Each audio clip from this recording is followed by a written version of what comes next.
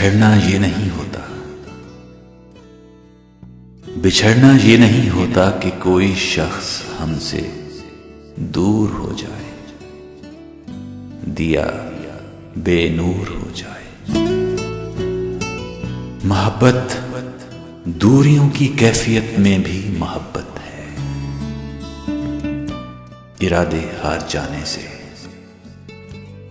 समुंदर पार जाने से ताल्लुक टूटते कब है। ताल्लुक टूटना हो तो, किसी ने रूठना हो तो जरा सी देर लगती है, जरा सी देर लगती है, जरा सी देर लगती है।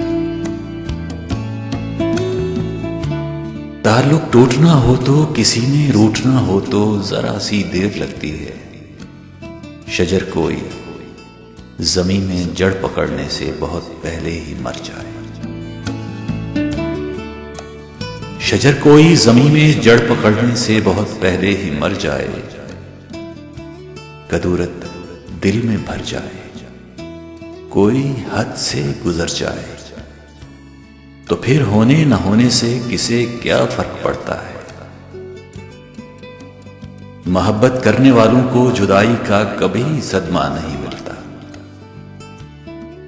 सो अब ये तय हुआ है, दरअसल ला हासिल ताल्लुक ही जुदाई है। यही सच है। इरादे हार जाने से, समुंदर पार जाने से ताल्लुक टूटते कब है, ताल्लुक टूटते कब है।